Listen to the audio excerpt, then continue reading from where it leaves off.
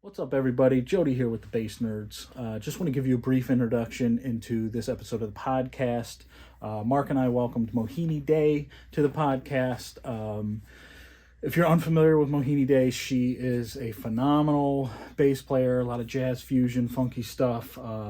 She's got a new project, MaMoGi, that she just released an album with, and they're releasing a bunch of music videos. But Mohini's based out of India, but travels the world. We get into her early beginnings of being a bass player through playing and touring with some of the baddest musicians in the world, Guthrie Govan, Marco Miniman, a bunch of people. So this podcast just kind of starts. There's no introduction. Mohini just kind of showed up, and the video and audio was rolling, so we just kind of jump right into it. You'll see as soon as this clip cuts to that we just start rolling. We had a great time with her. She's really kind of serendipitous how it happened. She posted on Instagram about being in Chicago, listening to some mixes, and I reached out to her, and she was, sure, I'm in town for one more day before I fly back to Mumbai. Let's meet up. So Mark and I were able to get this set up and get it shot really quickly, and it just kind of came together really spontaneously. So I will put links below to Mohini's websites. She does a lot of stuff on Instagram, a lot of cool little videos, stuff like that. And be sure to like, subscribe, and follow her stuff and her journey. And check out MaMoGi, which is her project that they've just released an album, I think in the last couple months. So and then I know during the podcast we talked about how they're releasing music videos coming up here very shortly. If you're into like really badass bass players, you're going to enjoy it. So without further ado, here we go right into the podcast. Like I said, no introduction. It's just going to go. Here it is. Silence is just so peaceful to me. I just enjoy listening to people talk. Yeah. At that point, I don't want to talk. I want to hear. Yeah. What people have to say. Yeah. That's super important. Are we Got live? 2 ears and 1 mouth, Mark. You need to listen. Jesus Christ. Well, like with being a musician, and you are a very high profile musician. Thank you. People are they're going to naturally want to talk to you about music. True. Most of the time. And like from our backgrounds, we're also musicians. We are also public facing. Right. Especially when we were working in retail, we were talking about musical instruments all Right. day long. Yeah. And it gets to a point where I either don't want to talk, right? Yeah. Which is a fantastic strategy. Right. Or if I'm forced to, I would say I would just want to start talking about anything other than music. Yeah, exactly. That's why I love stitching. I love designing my clothes. When I'm not doing music, I design my clothes. I have a book and I sketch, and I make my outfits. And I don't know a lot of people know this or not, but Are we recording right now? We are recording. Oh, thank God. I've said this in the last few interviews, I think, and I've mentioned that I've always wanted to become a fashion designer. Right. And that was something that was always in the back of my mind, and always something that I wanted to do apart from being a musician, which was obviously much later it happened. I didn't know that I wanted to become a professional musician as a kid growing up. You say much later, but we're talking 12 years, 13 years. Well, you have to understand that I've been in the music industry professionally working for 18 and a half almost years. It's the and a half that shows how young you are.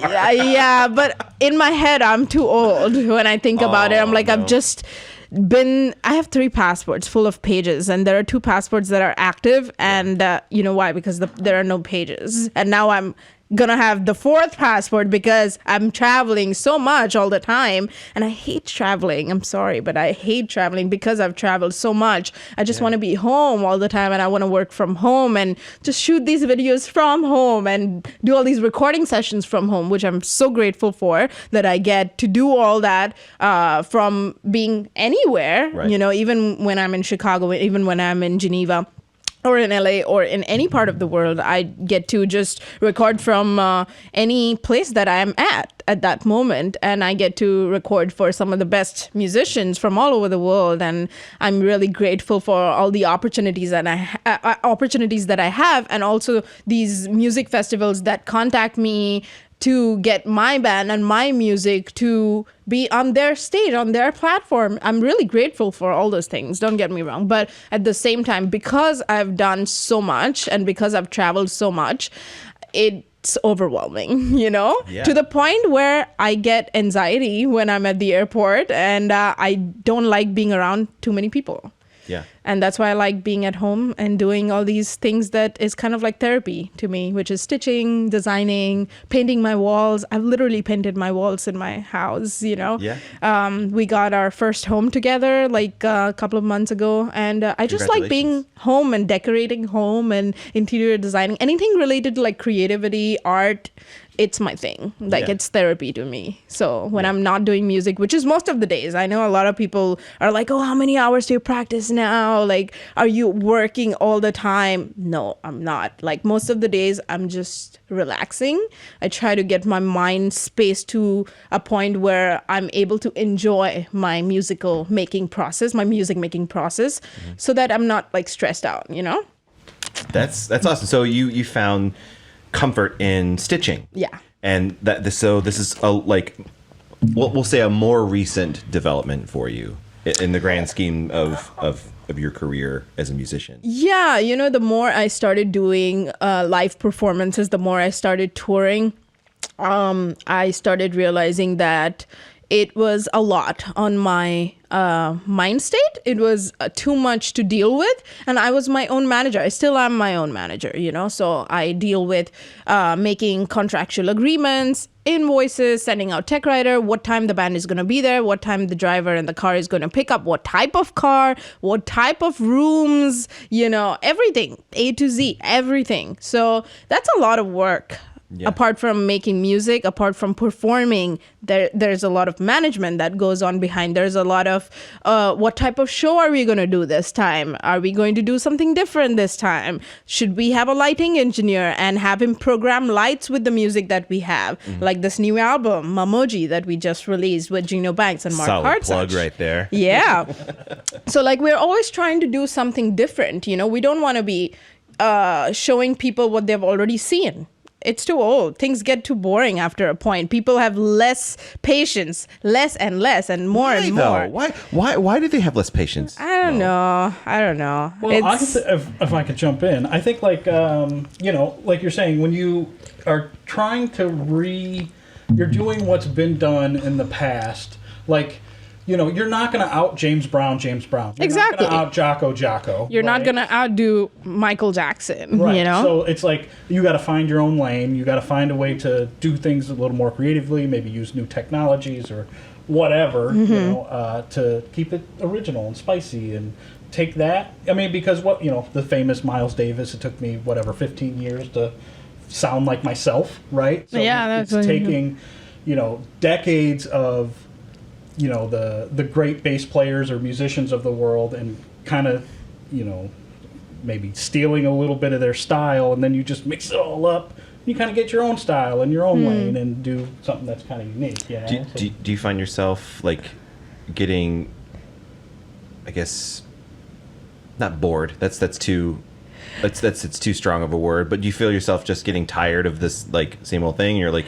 I'm not tired of the music making process. Mm-hmm. I am just a little exhausted from traveling, because I don't enjoy too many people around me. I think what happens is when I am backstage and there are a lot of people coming up to me and wanting things like, asking for autographs or asking for pictures. I don't show it, but inside of me, I'm like scared.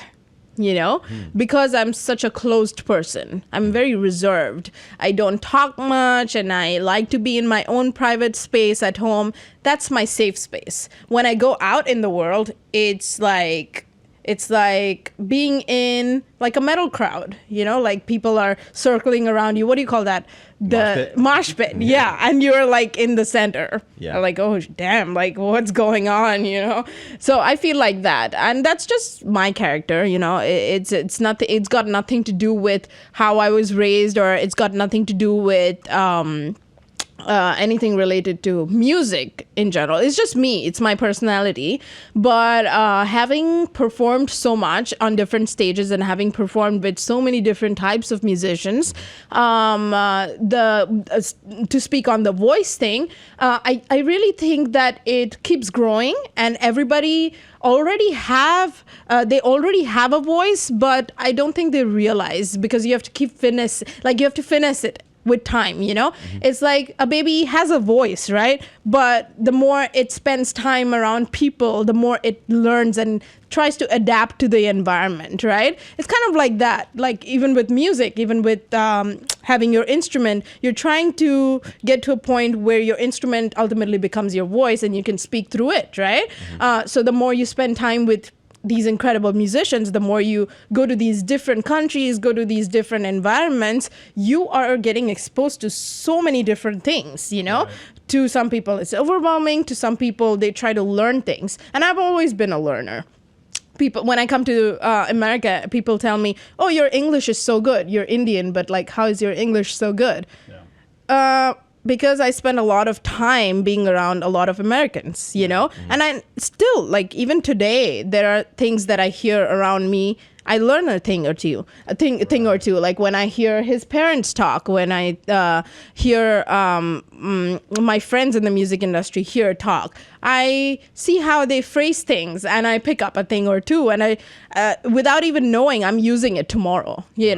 Like words like seldom. We don't use that in India. It's like maybe often, maybe not so often, Right.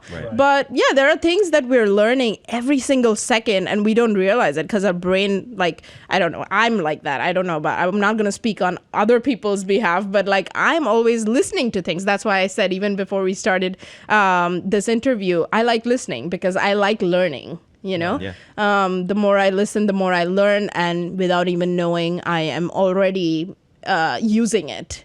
Either in my statements or either through my music, which is interesting to me, It's interesting to a lot of people. You show the world that you were a very active listener and learner from a very early age, like 10. Like I guess the first video I saw, and it's all the rage when you see this young prodigy player. It's like 13 years old. It's like, I remember when I was 13, I couldn't play like that. This is awesome. Like, I'm 40. I still can't play like that. Can't wait to see where this goes. Right. And like, you stuck with it. But I guess, we both read in interviews that, or in write-ups, that you got your start because your parents are musicians as well. That's right. Yeah. And your dad, I guess you were on a session with him. He run a lot of sessions with him. Well, yeah, but when he handed you the bass and said, just play along, do you want to elaborate on that? Yeah, sure. So, my parents, they didn't come from a very financially strong background. They are originally from Calcutta, and they moved to Mumbai after they got married. Their parents, my parents' parents, like their parents, they didn't accept their marriage because they both came from different religions or caste, and they basically just disowned them, and they said, we're not going to have any relationship with you, we're going to cut connection, we're going to cut cords with you, we don't want anything to do with you, you live your life, you're not ours anymore. Wow. So they got married, and they moved to Mumbai, where I'm born and brought up, and my sister is too. And they didn't have a house, they didn't have any money, they didn't have any food. They had like very little money, very, very little money for that time. And they tried to work very, very hard, and they struggled a lot, and they started staying as a guest with their friends at that time. And then they didn't have a washroom, and they would have to knock on people's door to just use the washroom sometimes. Wow. So that's the life they led, and they would try to save every single rupee they can to give me a better life, you know? And then they would buy stuff from the canteen and hospital so that they could save money. Sometimes there would be days where they would pick up leftover food from somebody's plate, and they would eat that and make sure they feed me good food, you know, with the saved up money. So they led a very, very hard life, and they wanted to give me a good life. And when I was 3 years old, my dad, he used to practice every day. No matter what, no matter like if he's the busiest of the busiest, like he would still come home and practice. That was something I always saw him do. Even today, like he doesn't work as much anymore, but he still practices at home. Like that's a quality that I think I still enjoy the most of his. And that's he's making progress, right? Yeah, because he's making progress, and it's just such a beautiful quality to have, that you're actually in a way praying to your music, through music. So then when I was 3 years old, he put headphones on me when he was practicing, and he saw me tap the right tempo to something that he was playing on his bass.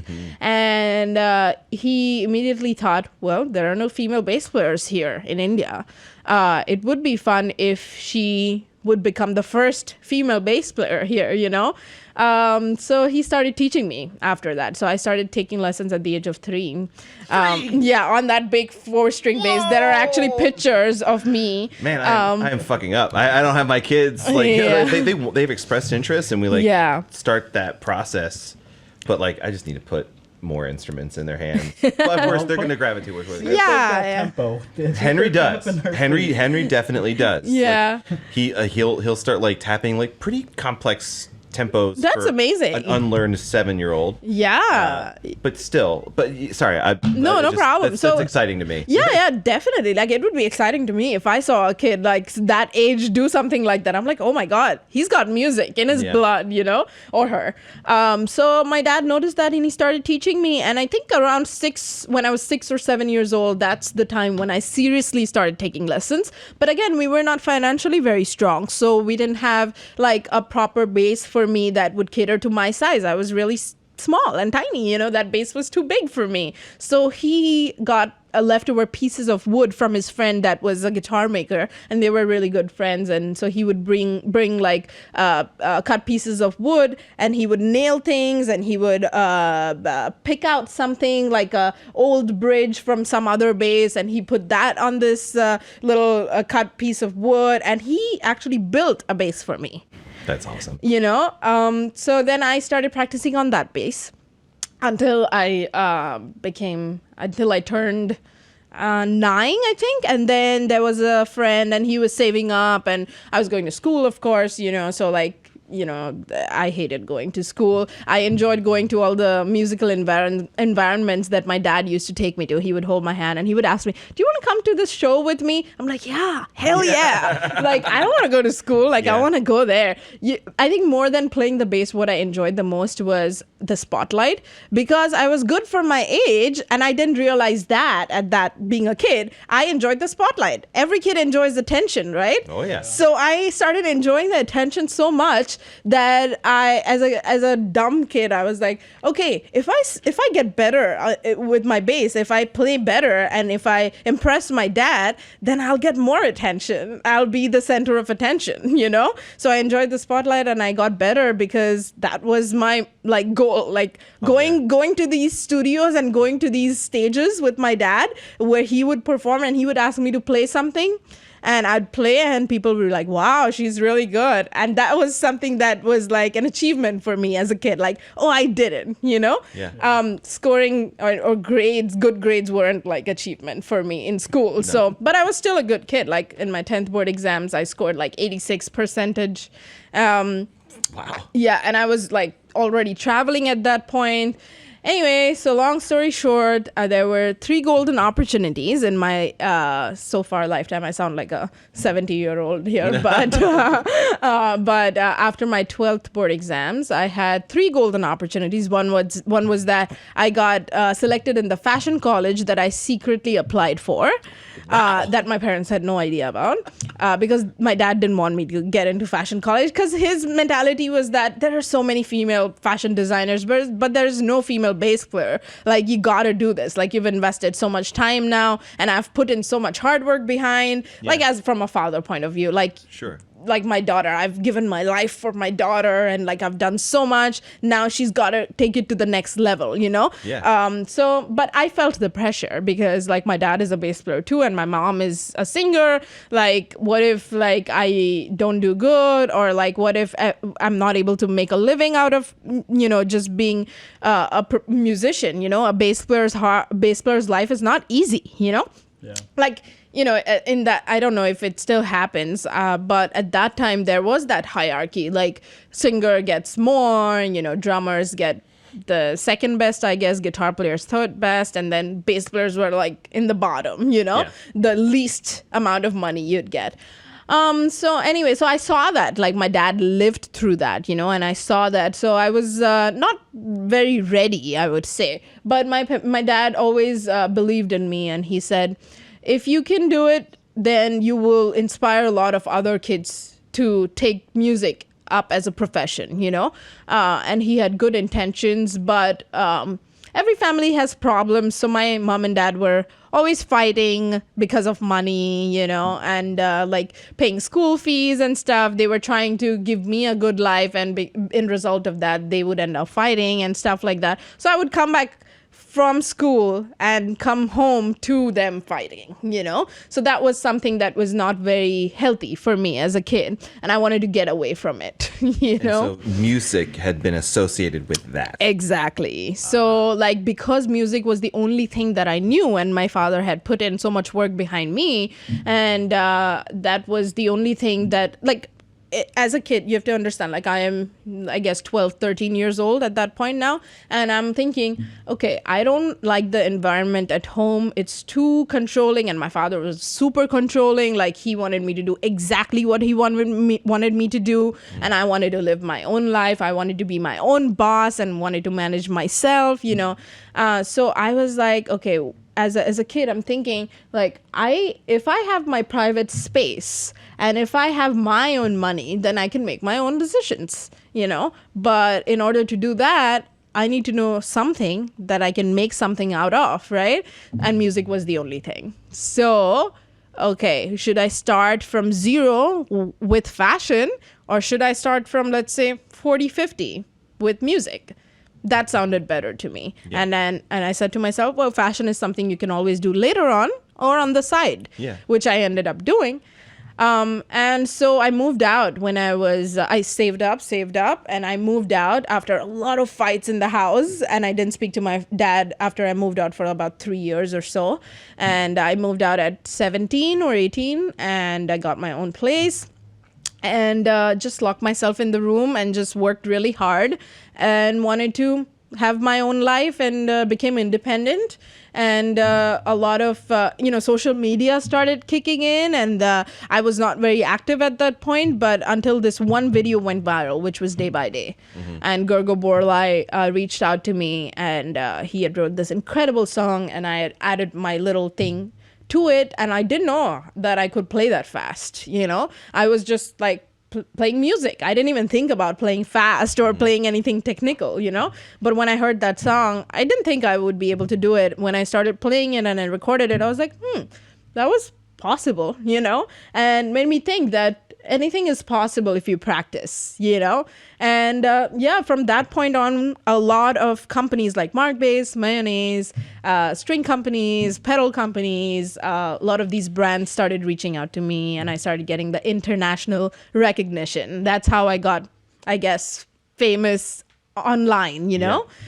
And and the rest is history. I've been just, working as a not only as a bass player, but also as a composer. I wrote songs for a lot of clients. I've done a lot of production work, played with a lot of artists. Don't want to take names because then it's going to sound like I'm bragging. But this is your time. You brag if you deserve it. I mean, all that is on Google, That's fair. That's fair. But a lot of people, I think, don't know a lot about like the initial years, which is I got to tour with Mike Stern when I was like 15. I got to play 2 shows with Dave Weckl when I was like probably 18 or 19. They got to play shows with you. Oh no. We're bass forward here. Oh, okay. Bass is up here. Yeah, Mike Stern got to play with Mo. That's funny. You know what I'm saying? Like, that's really funny. But anyway, so like my family and I, obviously it looks very shiny from the outside to the outside world, but yeah, every family and every person has their own struggles. It doesn't come easy, just because my parents were musicians, I didn't get it easy. Yeah. I had to fight for myself, and I got out of that environment, and now I'm at a position where I take my own calls and I manage my own band. I have my own band. I do all the pitching myself, and I've never had a manager all these 18 and a half years that. I mean, you're doing it all. Is it just because you like that aspect? You want you want to have the control over it? Like, it's a little bit scary because like a bad manager can ruin your life, because the way I deal with things is not the way the manager is going to deal with things. I would have to teach the person a lot of things, right? Because there are some tips and tricks. There's a lot of business decisions that go into it.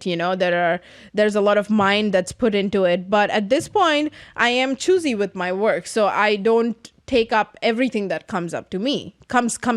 So I make careful decisions where if I'm getting 5 proposals, I do 2 out of it, because I don't need to do the others. I enjoy these 2, so I want to do only these. I don't want to do the others only because I don't think the music is that great, today I'm at that point where I can take that call. But in the initial years, I took everything, whatever came to me, because money was the thing that would be, the key, and that would be that would make me get out of that environment, because that was my goal at that point. But now my goals are very simple. I just want to have a good life, and I don't have any goals as to like I want to play with this person, or I want to you fucking done it. No, I'm a simple person that way. I know, like, if there was another bass player in my position, or like if there was another musician in my position, they would say, I want to have a recording studio, and I want to call the idols that I grew up listening to in that studio, and I want to record an album. Sure, it sounds great, but it's not something that I can't live without, Right. It was just like, because I had seen so much of struggle in the initial years, when I got to that sweet spot, it was like, okay, now it's great. Like, now I can just have my space. I can do what I like, which is like, making clothes. And when I feel like making music, I make music, Yeah. I don't practice every day. I play like maybe once or twice a week, And when I play for long hours. But like the rest of the days, I'm just like enjoying, like I'm just living my life, watching other people play, listening to music, good music, and enjoying my time with my family, because in the initial years I was just locked up in my room doing my music and trying to be who I am today. So now I try and spend as much time as I can with my family. And I'm very open-minded also, so like I auditioned for an acting job, so hopefully if that comes through, then you guys will see me maybe on a Netflix or Amazon show. That's great. What's the like? Is this in Mumbai? This is in Mumbai. Yeah, this is in Mumbai. Very cool. So I've been secretly doing all these auditions. That's awesome. Yeah, it's terrifying though. Like, it's something like, it's nerve-wracking because you've not it's like, you spend all these years doing something and then you feel comfortable going out there and like showing that, right? But acting is not something that I've practiced, right? But somewhere in my heart, I was like, I would be good at it, I think. Just one day you woke up? So, no, not one day. It was always there. Like, my sister always wanted to do, like, the acting thing. And it got me thinking, like, what if I also give it a shot? What if I have it in me and I just never knew it, you know? So, guess what? I got shortlisted for this thing just, like, 2 days ago. So, Whoa! Yeah, so we'll know in a few days. That's exciting. Yeah, it is exciting. So... And did somebody like encourage you to do that? Like, what was the process? Did you talk to your? I just wanted to do something different. Yeah. I was just, I guess, when you're sitting at home and just making a lot of music and writing a lot of music for a lot of people, then you're just sitting and I'm like, okay, now what? I can't sit in one place doing nothing. That's the problem, I think, That is the problem. That's why I'm like, okay, what can I do now? Like, should I do acting?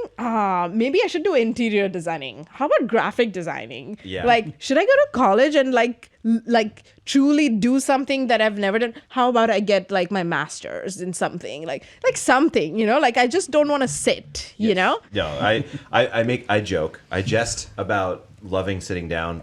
The pandemic slowed life down and like forced us to like take a hard look at what we're doing in the constant movement. Right. And so like I thought I was a very gregarious social person, and you learn a lot about yourself when you just kind of have to like sit and see the same people in the same four walls all the time. Yeah. And then it got to a point where people would start to invite me out when everyone got comfortable with it. Yeah. And I'm like, no, I'm good. No. Being home. But I do understand like the one of the things that I was tasked with when we were putting together the Bass Bash for this year was we didn't have anyone doing graphic designing, so it was just like, well, I'm already talking to the artist. I'm already like booking like all of this logistical stuff.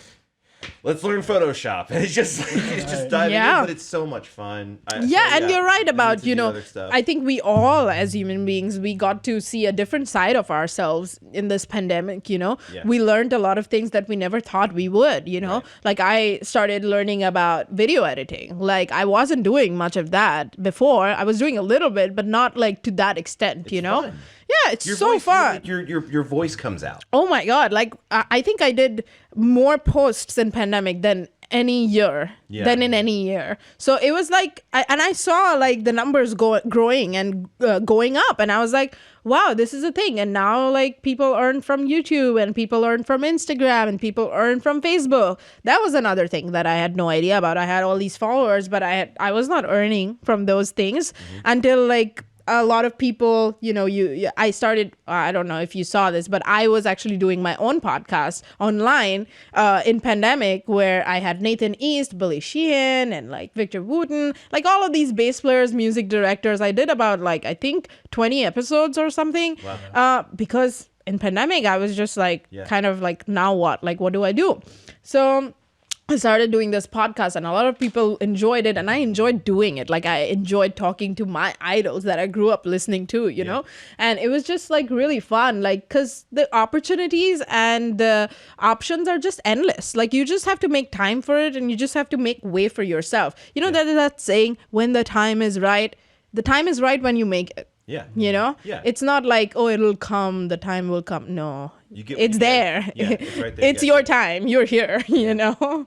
You just make space and make time for yourself and prioritize yourself, you know? And put full dedication and just invest your time in it and it'll go somewhere, you know? Mm-hmm. It'll take time, but yeah, it'll get there, you know, one day, you know?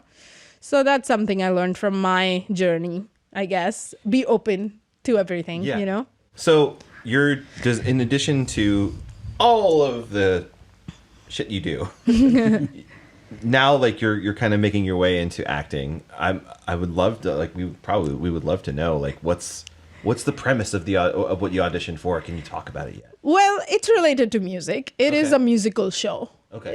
But I'm not a performer in that. I'm not. So I'm not playing bass or anything not yet. in that. Wait till season 2.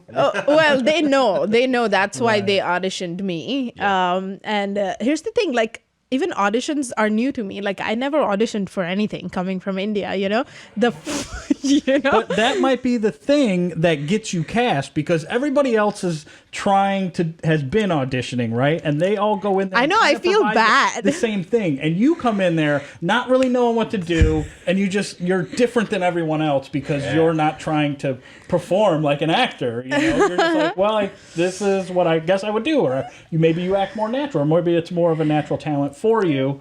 And I think there's something to be said for, like, you got 100 people who are like just all trying to do the same thing, and they've been doing it for a long time, and then you get something it's derivative of something else, right? Yeah. And then like you get someone who's just completely fresh and new, who just doesn't really know what's going on. Yeah, and comes in there, and it makes you memorable, because you're not. Yeah, it's just something different to do. It makes you think, like, you're capable of so many things. Like, right. That's why when people introduce me, when they say like, oh, she's known for this. Yes, I'm known for that. But I'm so much more than that, Sure. like I am a daughter. Yeah. I'm a sister. I'm somebody's cousin sister. Like I am a business, I'm a business, like I manage myself. So I'm the band's manager. Like I'm the business decision maker. I do all these like filing of papers and stuff, and like all the contracts, and like I'm a bass player, composer, blah, blah, blah. Like you can do so much. A designer, like I have my own clothing line. I'm sorry if I didn't say that. Pause. So, wait, what? yeah. So like, there are things that I do apart from music. Like people don't know that, and it's okay. Like I don't need to be known for that, Let's plug this. I'm like, recently I'm really getting into fashion. You are. My wife. Do you is have always big guy trying- clothes? Because we're definitely in the XL, double XL Yeah, area. add an extra. So my wife is always art history major, like arts, fashion, music. Yeah. It's all sort of tied together. Yeah. And Devil Wears Prada. Yeah. Of course, like we watched that, and it's a secret love. Yeah. That movie. Absolutely. Yeah. But like the more I see like Fashion Week stuff pop up, I'm like, ooh, that looks cool. And also my cousin is designing fashion. Right. They live in New York, and just doing really remarkable stuff. So So what's the fashion line? What's it called? It's called Exotica Fashion, but I might change the name to Mohini Dey Fashion, Yeah. Why not? You've got a name. Yeah, because now I'm starting to make like the designer stuff. At first, I was only refurbishing like all my old stuff. I would like cut it up and stitch it up, make a one piece into two piece, and like get something and pair it up and make a jacket with it. Like, so a lot of the outfits that I wear on stage are like designed by me. And if I don't have the time, if I have the time, I stitch it. If I don't have the time, then I get it stitched, But we see the outfits all the time. Yeah. I had no idea. Yeah, so nice. I mean, I love hair. That's why people get to see me with different hair every single time. It's like, oh, how did she have like short hair yesterday and now she has like curls today? It's because I am obsessed with just beauty and fashion. Like I love watching videos of Black African women doing their hair. So I do my own crocheting. These are all extensions, and like braids, French braids, and like how many different types of extensions are available. There are Havana twists, passion twists, and like kinky curly, and like ocean waves, and blah blah blah. It's like endless. So there are worlds that we are yet to explore, and that's fascinating to me, Also, I think something with me is like, I think I'm a little bit rebellious when it comes to this, because I was always shut down as a kid every time when it came to fashion by my parents. Every time I would watch on the TV like ramp walks and stuff, I would enjoy it so much, and my dad would turn the TV off and be like, go practice your bass. Dad's a secret feminist. I want to jump and back I didn't into enjoy that. it at all. I hated I got it. a quick question for you. You said that your father, definitely was pushing you into the bass world, and you were like, well, I maybe want to do fashion, whatever. And now you're at a point where you're a well-established bass player. How is your relationship with your father now? I would only imagine he's very Oh my God, I'm so happy to say that it's great now. After years of healing and just communication, I will take at least 80% credit for this because I taught my parents a lot of things, and they used to be very conservative, but now they're not. Hey, So nicely done. my dad was a very, very godly person, and now he's He's okay. Like, he used to be the kind of person who would not eat non-veg like on certain days, because these days are for like, the sacred days, like this god did something good on this day, so we must pay our respect by not eating non-vegetarian food today. I'm like, yeah, but that was his time. You live your life, like he did what he had to do. You do what you have to do, enjoy your life. But he always didn't pay attention at that time because I was young. But now I'm like, Dad, it's okay. Like, we have one life. You see, you've been through so much. We both have been through so much. So now we just joke about it. Like, all the stuff that we said to each other in the past, all the deadly stuff we said to each other in the past, we just joke about it now. We taunt each other sometimes, and it's just fun now. So now he's kind of the person who doesn't care about days, and he will have a piece of chicken or he still won't eat beef and pork. But I'll get him there. Yeah.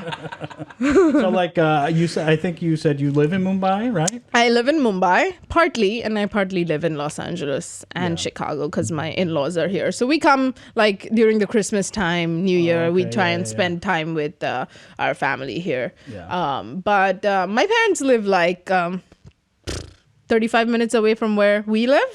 So it's very easy. Like, my parents will drop by even without notification. So... That's always fun. Mark over there, like, please cool. Come, welcome.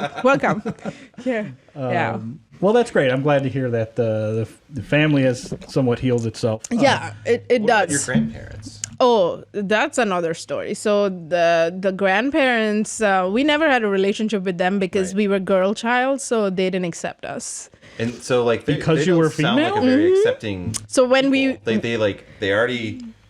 Like, in that era, like, female child, like, they can't take the family forward or blah, blah, blah. So my dad and mom were like, you know what? Fuck it. We don't need them. We'll have our own little family. They already did that with the... Yeah, exactly. So this is like their achievement. I am their achievement. They say that all the time. They're like, I'm so proud of you. Like, it was like a slap on their faces. Yeah.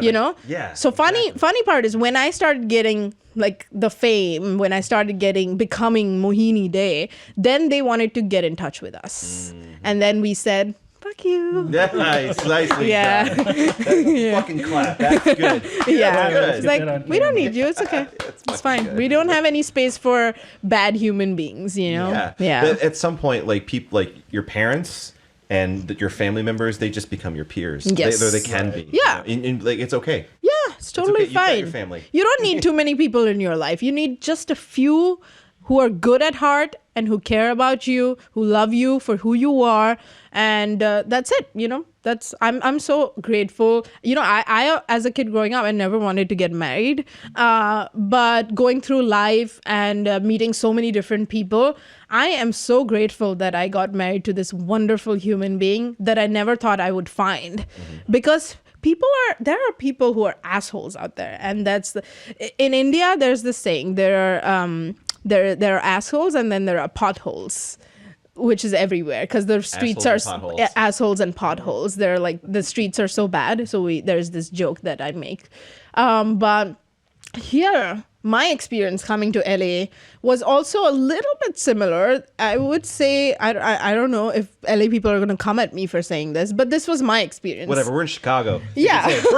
Bring it, LA. But the thing is that, like, when I went there, I thought that people are going to be welcoming and people are going to be very accepting and people are going to celebrate for just you, for being who you are. Like, because India is like that. Like, if we have an incredible musician come and there's a guest or there's a show happening and somebody like tremendous as a musician is coming, and we're very welcoming. We bring them home, we feed them great food, like, we're extra, but we're like very, very respectful, and we just like want to do anything possible to make you feel welcomed and make you feel like you're at home, So in LA it wasn't that. It was like everybody is like full of attitude, and they just don't care about your story. Like, here you are trying to like introduce yourself, and like you're showing interest in their stories too, but when you start talking, when I start talking, they are not very interested. It's this shit that kills me, right? When you're trying to have a conversation, Yeah. and they're doing this, like looking around Yes, you. that's exactly what it was. Yeah. Ooh, I get Yeah, you. and like they give you an I start image saying of weird they shit. are the shit, you know? Yeah. Like Oh, you're yeah. you're just a visitor. Like you're never gonna be anything here. I'm like, I'm not here to be anything. Wait, somebody told you that you're just a visitor? Well, that's how they That's the in vibe. their that's indirectly what they're trying to say in their conversation, you Yeah. know? Yeah, so I'm not going to say exactly who it was or like what was said, but It was Victor Wooten, wasn't it? no. He's like the total opposite of that. And we should take exception here too, because like there are a lot of people that Mohini works with, like Steve Vai, like Vinnie Colaiuta, like Simon Phillips, who she was Yeah. earlier this year in Zurich, and this older guard, they're very respectful. Yes, the older generation, they are so welcoming. But That is these a surprise. Yeah, like, I'm telling you. Not with musicians, I suppose. like I got to do a project with Simon Phillips. We recorded 12 or 13 songs together in Zurich. I was there for a month. We recorded live together with this amazing guitar player called Darwin. And I'm telling you, like, these guys are so humble and like they're so nice. But when I went to LA and I met these young guys, they think they're the shit. Like they think that the whole world is in their hands and they can have anything. You know, it's like they have the power because they have the money and they can buy you or something like that. Things don't work like that, you know? If you think you don't need me, I'm not here to be needed, Right. you know? It seems like it works for some people, and then that sort of spreads this shitty message that, well, if they can have that because of that, then that's what I'm going to replicate. And Yeah. it just seems like that is a culture that's been brewing, maybe Yeah. not necessarily just in Los Angeles. I don't know. I think but- LA particularly. You feel that way? Yeah, the people there are very rude. Yeah. Here in Chicago, people are nice, very You know what- nice. What's interesting? I heard this this person. I can't remember who. It was just somebody on like Instagram or TikTok, and they were like, "Yeah, East Coast people are not very nice, but they're very kind. Whereas West Coast mentality is that they're very nice, but they're not very kind." And like the Yeah. way that he described it was like. On the West Coast, you get a flat tire and you're struggling to change it, and someone comes over like, "Oh, did you get you got a flat tire? Ooh, that sucks for you. Oh, I'm good luck on your journey." And then they go. Yeah, They don't yeah, fucking they're not gonna help you, yeah. nice, but not kind. Right? Yeah. Or on the East Coast, it's like, you fucking idiot, you're blocking traffic. Like you can't do that. Let me help you. Let me help you. Yeah, out to do LA that." is like even if you're walking on the street Yeah. and if you fall, nobody's gonna care. Like Yeah. just get yourself up, you know? Like so that was a little like kind of like a culture shock to me because I was there surrounded by a lot of big people.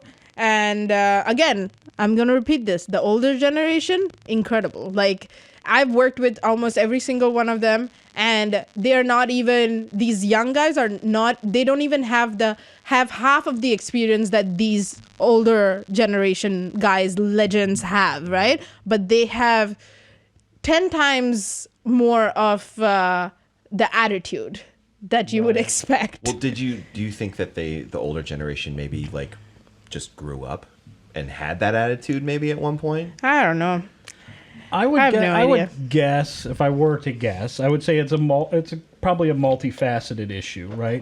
I think when you talk about the veterans of the world, the Simon Phillips, the Steve Vais of the world, like in a very basic form, you're no threat to them, right? These guys have a long career. They see you as like the new fresh, you're going to carry on basically their legacy in some form, right? And they want to be encouraging and they want to do that, right? Like they know like, okay, now what we've done is in good hands, Right. Like And musicianship. And you're not going to out Steve Vai, right? So like, but the younger guys are probably threatened by you, right? Or other musicians in No, general. I get that. I right? am intimidating and I will accept that. I am good. Right. But at least make the way, you know? Like Right. if you come to my country, I'm going to make ways for you, you know? Yeah. Because you're good. Right. Because I respect your talent. Because Right. I respect your hard work that you've put in. Sure. But don't disrespect by saying Sure, things, you know? 1,000%. But I would Yeah. also, I want to be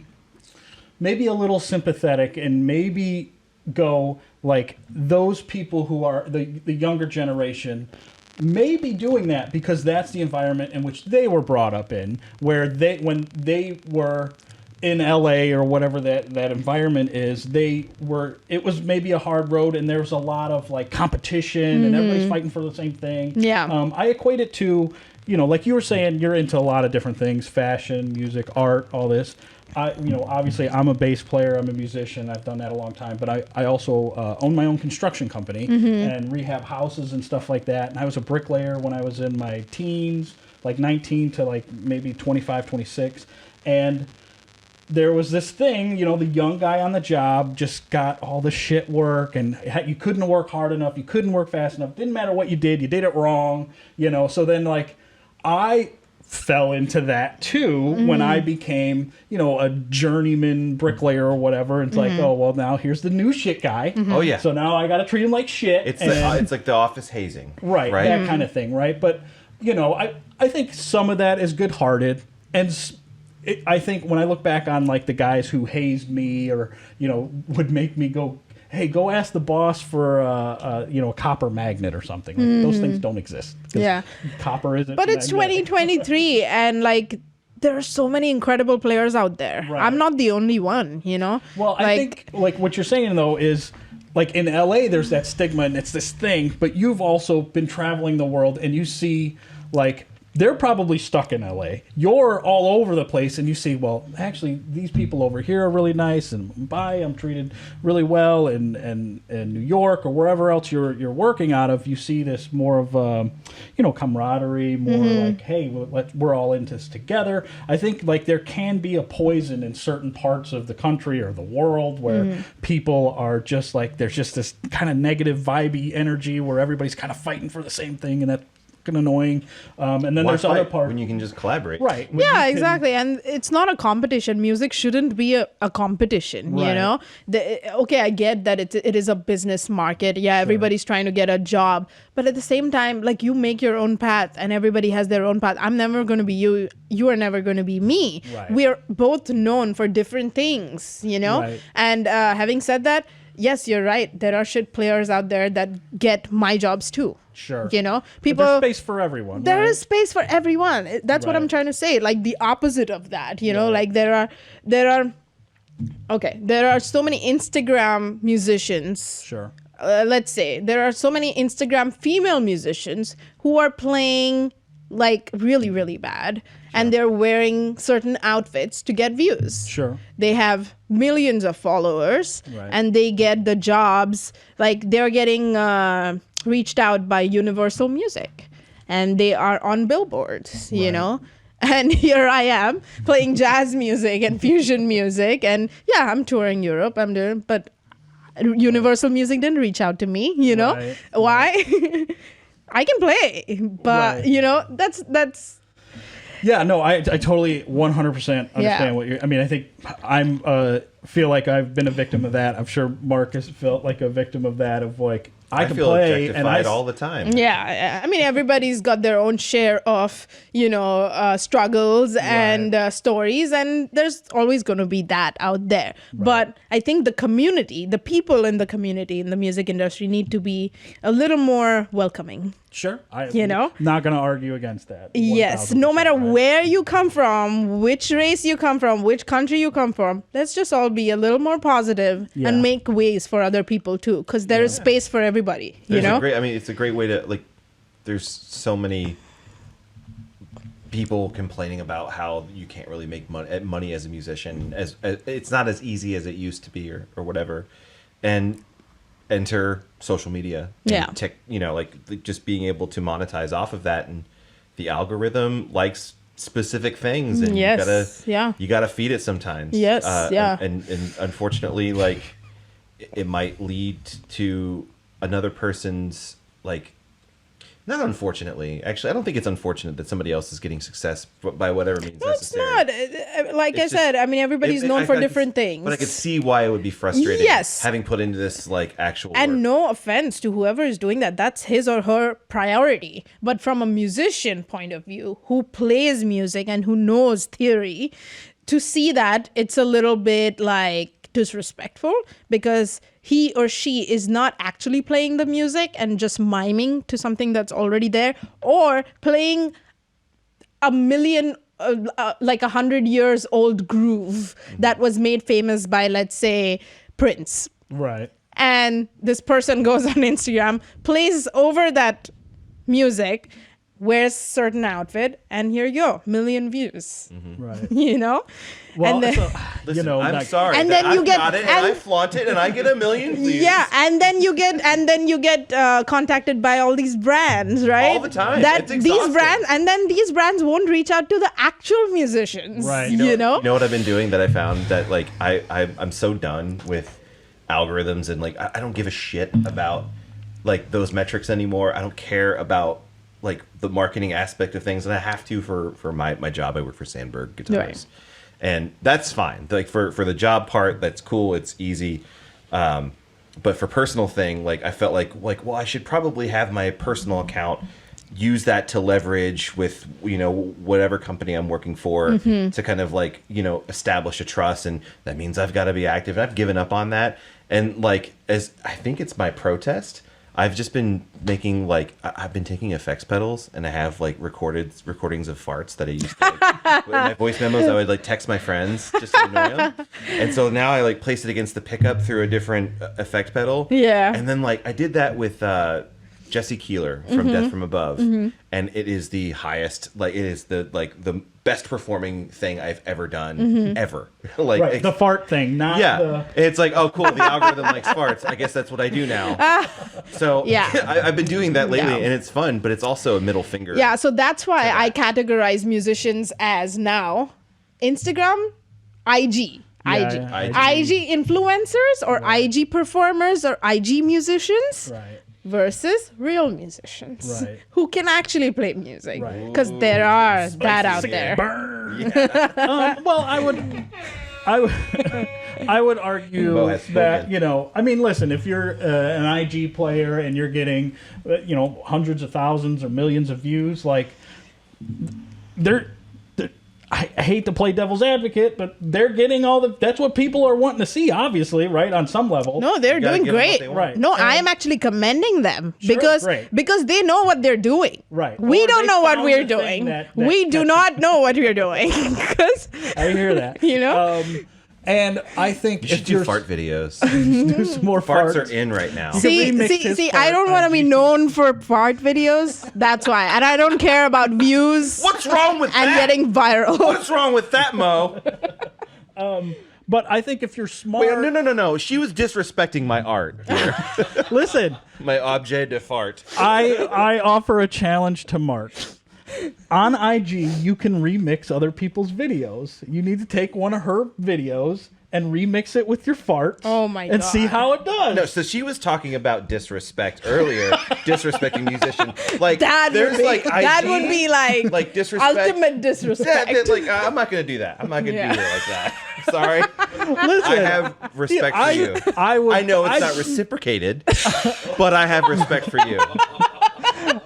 I bet some of the biggest videos Mono Neon puts out there are the fart videos, right? Like Oh, he's yeah. big on the fart pedal. He's Yeah. got the whole thing, Yeah. right? Listen, I think this is a lane we all should explore. Well, a he's little more. incredible, you know. Right. I love his playing, but he's crazy also. Oh, you know? right. And the videos of him playing with, the booty holes on fire. And he's Yeah, playing yeah, along yeah. with all kinds of, comedians and stuff But like that. he's the only one. Like, there's nobody out there like Yeah, him, that are you know. really doing it on a high level like that. Like, Yeah. obviously, he's just expanding and, like, clearly he can outplay everybody, right? But I can Yeah. also have fun and do these weird, goofy things. And, Yeah.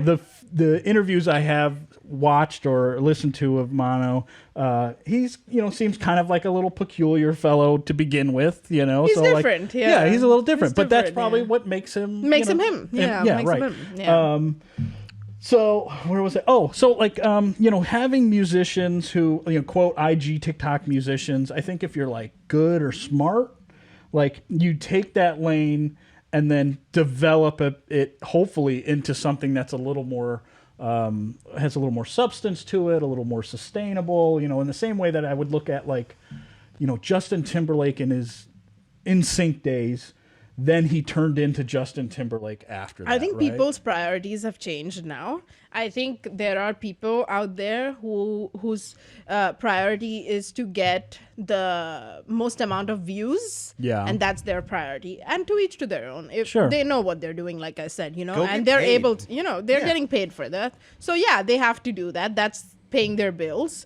But that's why I would call them Instagram or IG performers and not musicians, because then it would be a disrespect to the real musicians, Sure. that we grew up listening to. Right. So don't call them musicians, okay? Right. Let's- Sure. Yeah. And I think I want to make a point to say, like, I think you're basically saying it already, that, like, no shame, like, you do you. Oh, Like, yeah. You're not focusing No, on that's not doing my that. priority. Right. No. And they're, all the time you spent, creating, exceptional jazz music Yeah, or you whatever. look at my videos on YouTube, on Instagram, Facebook, you'll find music there, Right. Yeah, you'll find a little bit of fashion. That's because I enjoy doing that. Sure. But you compare the music videos with the fashion stuff. Yeah. The fashion stuff will have like 10K views and the music stuff will have like 100K views. Right. So I don't do it for the views. I Sure. just do it because I enjoy it. That's Right. not my priority. Sure, right. So when you're focusing on those things, these IG musicians are focusing on, like, this is how I'm going to get 100,000 views, just riffing or miming. And it's not even 10 seconds. It's like 5 seconds, Well, that's part of the, TikTok is the Yeah. 15-second thing, right? Yeah. And I think they just now, Instagram recently started doing 60 or 90-second. Yes, 90, yeah. They're shooting themselves. She's playing all of the stuff that she's playing in her videos. In real Right, right. I Yeah. think that's the distinction, is that many people can actually play Yeah. Right. what they play on the video in real life. Yeah, we've actually seen that happen in front of our eyes, where we saw somebody and we were like appreciating that person, like, oh wow, this person can actually play. Wow, they're getting better, And then when we see them live, it's like, oh damn. Yeah, that's a thing. Well, I'm a huge fan of comedians. Like, I love comedians more than the average person. And there are, I think, in the same thing, IG comedians who Yeah. do really cool, like, 15-second clips that are kind of highly edited, that are funny. Yes. But then when Technology. they go do a show, you've got about 30 seconds before the crowd turns on you. Like, Oh, yeah. And they're selling tickets, and then you show up and you go, oh, you're great when you can sit there and spend a couple hours editing and crafting Yeah. a 30-second thing. But when you need to be on stage for a 10-minute or half-hour set, like, Yeah. it is not the same. Yeah, see, thing they're at never going to all. be playing the Montreal Jazz Festival. Sure. They're never going to be playing all these Europe jazz festivals because that's not their priority. Sure. Their priority is to get views online Get and views, make become money famous While online. it's still a viable profession. Exactly, And while yeah. they're still relevant. I mean, look at Davey 504. He built Yeah, huge his thing. career on YouTube. Yeah. He doesn't need to do anything else. Yeah. But can also play. Can also play. Can There also you go. Yeah, can also also play. Yeah. But yeah. Yeah, and Charles too. Charles Bertud. Oh, yeah. Yeah. Yeah. Yeah. Yeah, so there are. I mean, I think there are Their people who can do personalities both, came right? out, though. Right. There's the beauty of those two, especially, is that there is this intersection of being a high level player. Scott Devine Yeah. is another Yeah. one. Oh, yeah. And Derek Bennett. Bennett. Like, Yeah. they have this music. They have this like this platform for education. Yeah, Derek Bennett was on my podcast too. Yeah. Yeah. Wonderful. Wonderful. And he man. said some things like that goes to show like everybody's priorities are different. Everybody wants to do different things, and like Derek's thing was to give out lessons and to make these lesson videos, and same with like Scott based lessons. Ian, I did one episode with them, and that's what I saw. Like everybody's doing different things, and even though they're all bass players, they're all players that can play, but they all are so different. But their personalities are coming out. Yeah. In all of these videos. too. Yeah. Yeah, like Instead of just doing the same.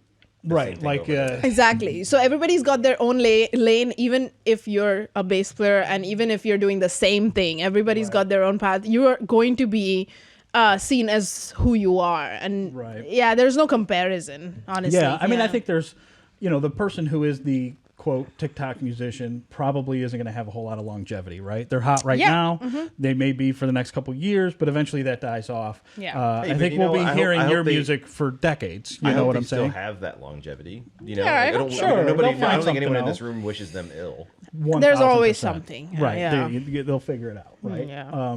And maybe they'll go into something else or whatever the case may be. Or, like I said, the Timberlake model where, like, I was a boy band and then I kind of became a somewhat real musician. There's and always created new great things music. that pop up. Like even on YouTube, just yesterday, I think I saw that on YouTube Shorts, now you can earn ads revenue. Right. So that's the thing. And then even are Facebook hot has right now. Reels now. Yeah, those are like hot. Well, yeah. any time that there's like a big disruptor, all of the more established platforms are going to favor their version of that platform, Exactly. right? Right. Yeah. And YouTube is pushing that hard. Yes, right? because For what sure. happened is when Instagram started monetizing their stuff with the Yeah. Reels, the YouTube started going down the hill. Right. So like, there's always things Davey that will happen. 504, he had that Yes. video where he's just like, He said like, "Oh shit, I'm so sad. I'm so I don't sad." have any money. I'm losing my money. Yeah. Right. Yeah. Well, so you've got you just released an album with MaMoGi. How do you say it? Mamoji. MaMoGi. Like, you know, the iPhone, they have MeMoji, but Mamoji MaMoGi. with Oh. M-A. So yeah, Tell us Mamoji. about that a little bit. Mamoji features Mark Hartsuch, my lovely husband, my lovely wife, Mohini Dey, and lovely Gino Banks on drums. So it's a combination of the Yeah, names, it's the two first two letters of our name. So MaMoGi. Yeah. So what else? Yeah, the album features like not heavy music, but something that people can dance to. Like we wanted to make not something technical, but like the right fusion of everything. So it has funk, it has a little bit of jazz, it has a little bit of pop, it has a lot of different types of synth sounds. I got to explore a different side of myself because I started using a lot of cool sounds from different pedals, like the Future Impact. I don't know if you've heard. Oh yeah, that synth pedal is. So I'm very using that one for like a lot of the songs, and then I'm using distortion pedal too in some of the songs. That's really fun for me. Which, like, coming from a person who only enjoyed the raw sound of bass, Right. like I only started using pedals like 2 years ago. So it's like still a new world for me, and I love playing with new sounds and new pedals. And this album actually features me in the role of a guitar player as well as a bass player. cool. Nice. So I get to do a lot of the heavy lifting in there. exciting. And Gino is just, he sounds incredible on the tracks. All the tracks are very prog rock, I would say. And we played the Romania Jazz Festival. We played the Poland Jazz Festival. We went to... Where did we go? Where else did we go? We did an India tour as well. The one in Poland was called Enter Enia. Enter Enia. The one in Romania was called the Timisoara. Timisoara Jazz Festival. Yeah, and then now we're going to be going to England in June. We're going to be playing in Liverpool there at a jazz festival there. Great team, go Reds. Yeah, so everything is good. Everything is going really good. All the music videos. So I don't know if a lot of people know this, but when we recorded the album, we were in the studio for 2 days, and we recorded 11 songs in 2 days. Wow. And everything. Good grief. Yeah, and 12 everything. songs. Sorry, 12 songs, one being a single, which is going to release after all the music videos are out from this album.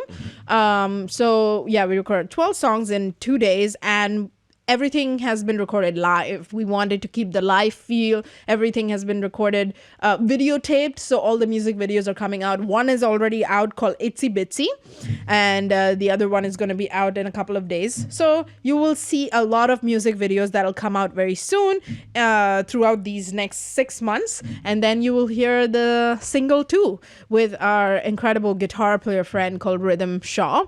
And yeah, we're already writing MaMoGi's second record, so we're really excited about that. We're always, And then your album. And then my album too. Yeah, my album has been in the works for a while now, and I just keep saying, yeah, it's going to come out. But it's just like when you're working for other people, you forget to prioritize yourself sometimes. Oh, yeah. And that has happened. So, but this year I'm going to finish my record and put it out. So that's going to happen. So stay tuned for that.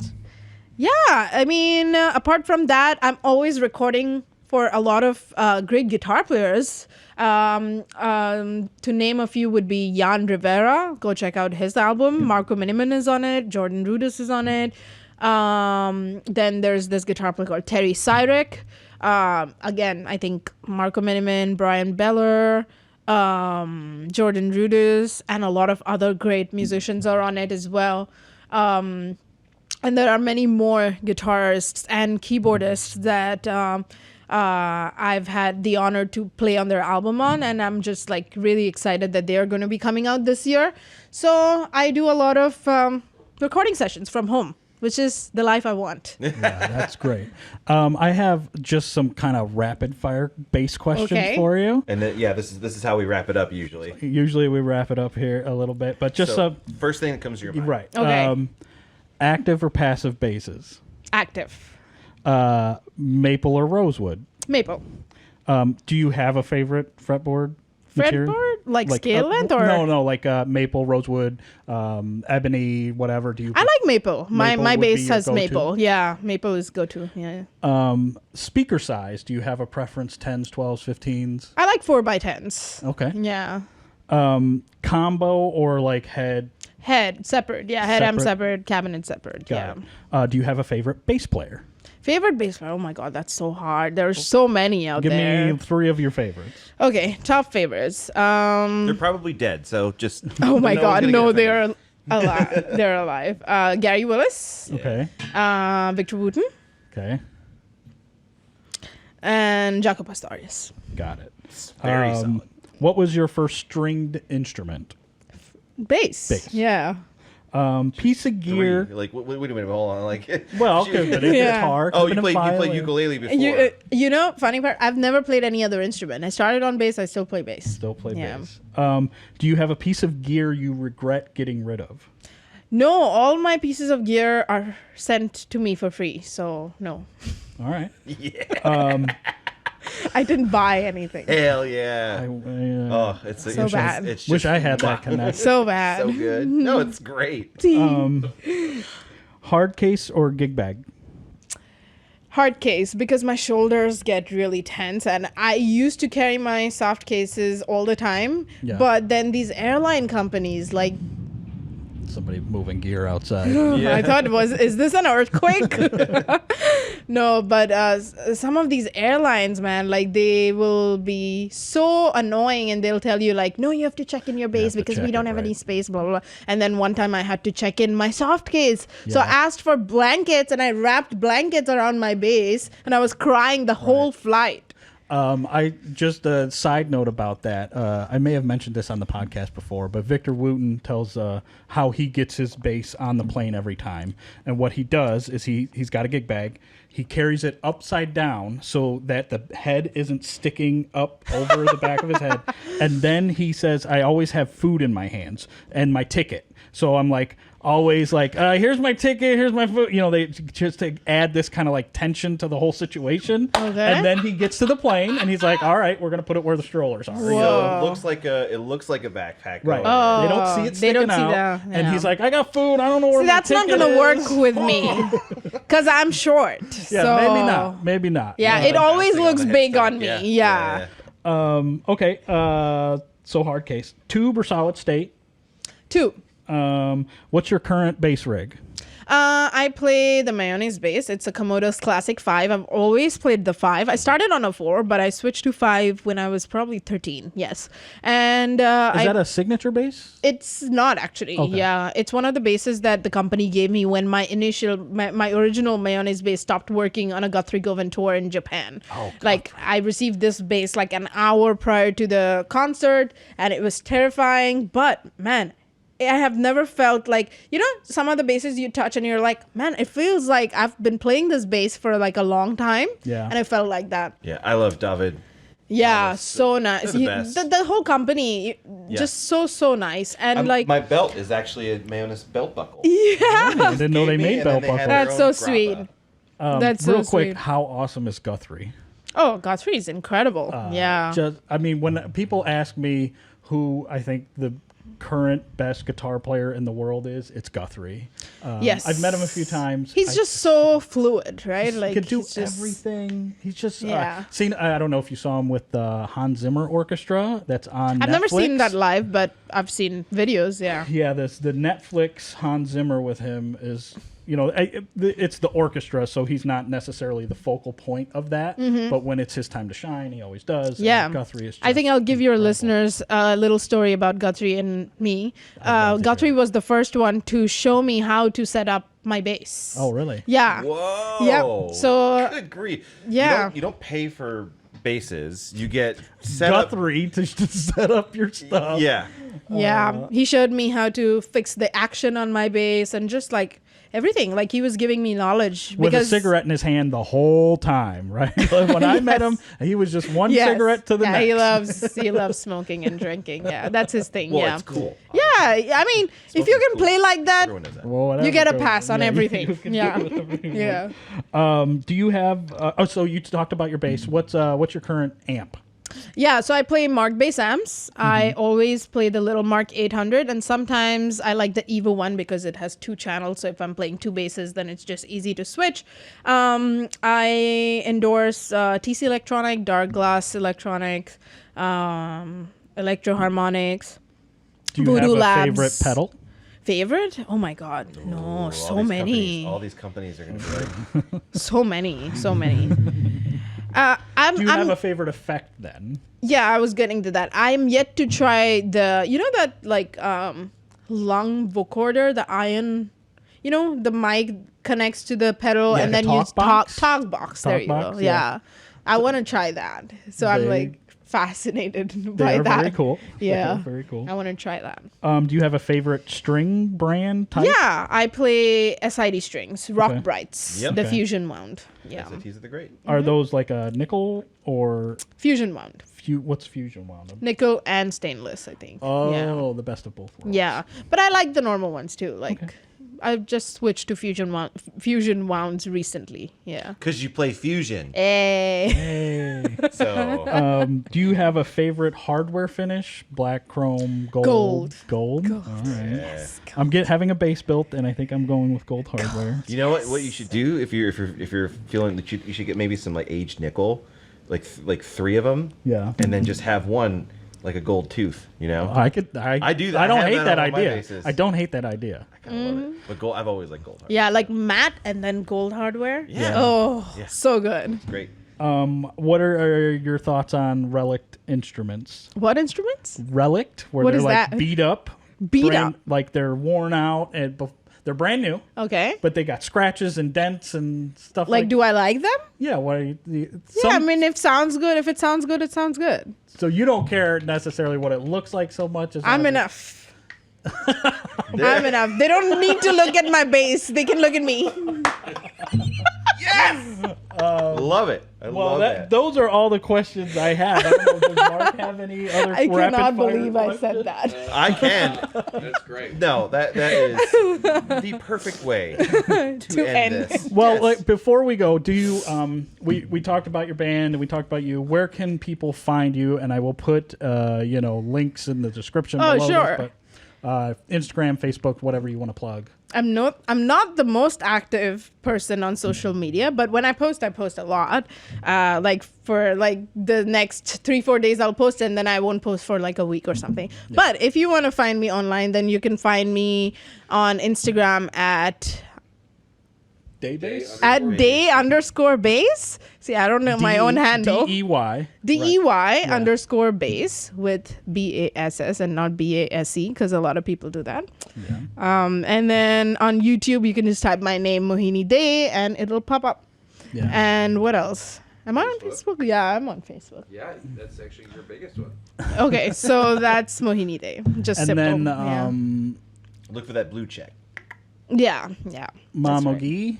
MaMoGi, yeah, MaMoGi. MaMoGi. Yeah, go follow MaMoGi if you want to stay tuned for the upcoming music videos. And yeah, you'll find me, Mark, and Gino playing some great music there. And where would they find that project? They can find it on Instagram at _MaMoGi_ and on YouTube with just MaMoGi. Perfect. And Perfect. Spotify, iTunes. Yeah. Yeah, on all All the audio platforms. And all that jazz. All that shebang. all right. Well, again, thank you so much. I discovered that you were in town in Chicago through Instagram. It was just like, I oh, know shit. that was.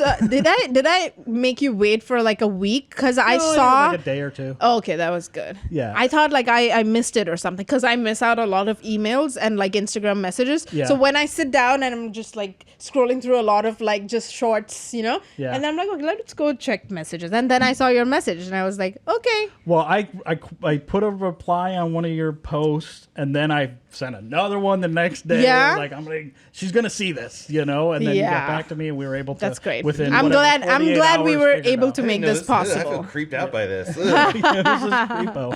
How do you feel about it, man? This is kind of weird. Well, I sent her pictures of you instead of me. I was like, hey, You got catfished with this? I didn't look at no pictures. I just read the message. Oh, that what? but yeah, that's sad how I knew you were reality. in town, and was thankfully, that you guys were able to make it out real quick before you head back. Yeah, it's so crazy that I'm leaving like day after tomorrow. I'm glad we were able to make this possible today. so You know, much. yeah. So awesome. Guthrie, we're playing Aristocrats. Oh yeah.